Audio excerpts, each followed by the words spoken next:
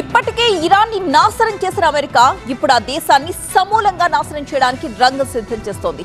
ఒకవైపేమో Hormuz జలసంధిని black చేస్తామని Trump చెబుతున్నారు.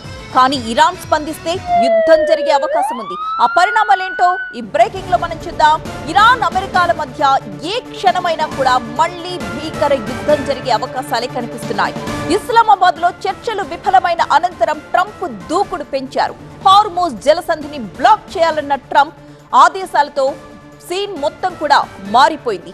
ఇందులో భాగంగా ఇరాన్ పోర్టులన్నింటినీ దిగ్బంధిస్తాం అంటోంది అమెరికా సైన్యం. ఈ రాత్రి 7:30 గంటలకు హార్మోజ్ జలసంధిని బ్లాక్ చేస్తామని చెప్తోంది అమెరికా. ఇప్పుడు ట్రంప్ దృష్టి మొత్తం హార్మోజ్ జలసంధిపైనే. ఇప్పటికే అమెరికా సైన్యం ఇరాన్ పై దాడులకు సిద్ధం చేసింది. 2 వారాల కాల్పుల విరమణ ప్రకటించిన తరువాత సీన్ కాస్త మారింది. కానీ ట్రంప్ నుంచి అమెరికా సైన్యానికి ఆదేశాలు వెళ్లాయి.